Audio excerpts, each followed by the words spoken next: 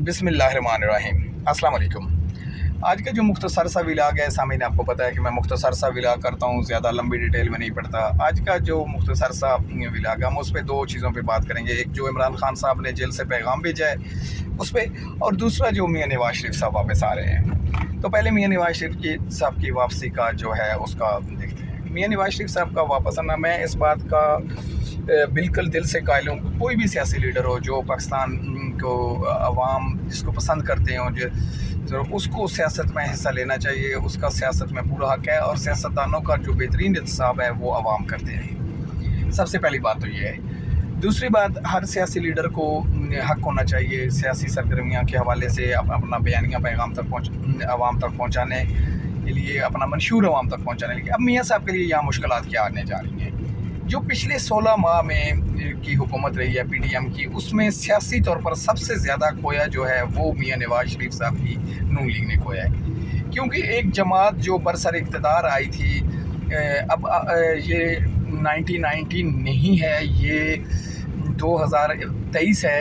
एक जमात जो बरसर इक़्तिदार आई थी, महंगाई के बयानिए कि महंगाई ज़्यादा है, मुआशी बदहाली है। मियाँ हमज़ा शहबाज शरीफ साहब ने एक लॉन्ग मार्च किया था महंगाई के खिलाफ, एक मरीम नवाज़ साहिबा ने किया था। फिर जो इसहाक डार साहब हैं उन्होंने ये दावे किए थे कि हम पूरी तैयारी है हमारी कि हमने कैसे महंगाई पे काबू पाना है, कैसे डॉलर पे काबू पाना है।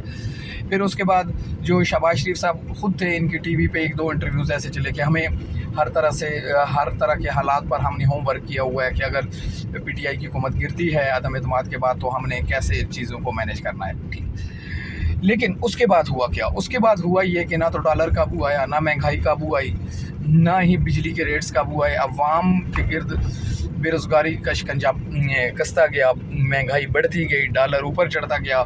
गरज PDM के 16 माह की हुकूमत ने कोई किसी मैदान में काबिल ज़िक्र कारकर्दगी ना पेश कर सकी। उसका लामोहला असर ये हुआ कि उसकी सबसे ज़्यादा सियासी कीमत नून लीग ने अदा की।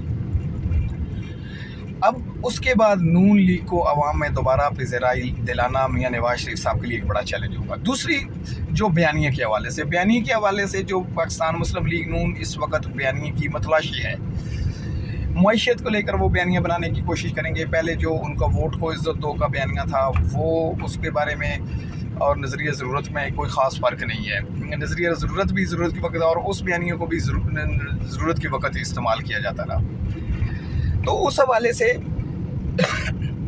जो मियाँ साहब को मुश्किलात हैं वो हैं।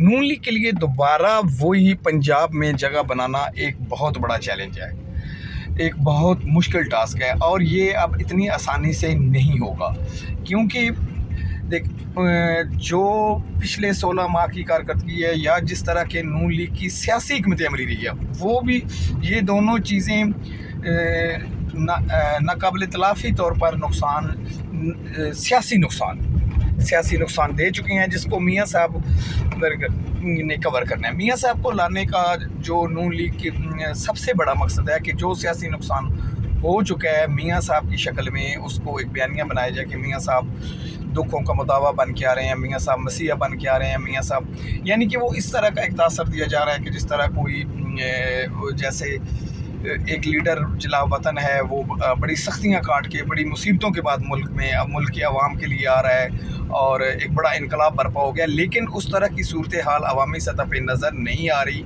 अवाम में ये तासर मतलब बहुत मजबूती से है कि मियाँ साहब जब जाते हैं तब भी डील के तहत जाते हैं, जब वापस आते हैं तो तब भी डील के तहत आते हैं। ये जो सियासी एक तासर है, ये भी नून लीग के लिए सख्त नुकसानदेह है। तो अब देखना ये है कि जो है मियाँ साहब और नून लीग, जो ये सियासी तौर पर इनको नुकसान हो चुका है, जो सियासी तौर पर इनको डंट पड़ चुका है, फिर जो बयानिए की जंग है उसको किस तरीके से हैंडल करते हैं, किस तरीके से इस चीज़ को मैनेज करते हैं, ये आने वाले दिनों में काफ़ी दिलचस्प होगा। क्योंकि इंतखाबात भी बहरहाल जनवरी फरवरी या उससे आगे पीछे 1-2 माह हो सकते हैं, इंतखाबात भी सर पर हैं। और अब हमें इस चीज़ को देखना है कि नून लीग इन जो सारी चीज़ों का उनको कैसे कवर करती है। अल्लाह ताला आपका सबका हामी नाज़र हो। पाकिस्तान जिंदाबाद।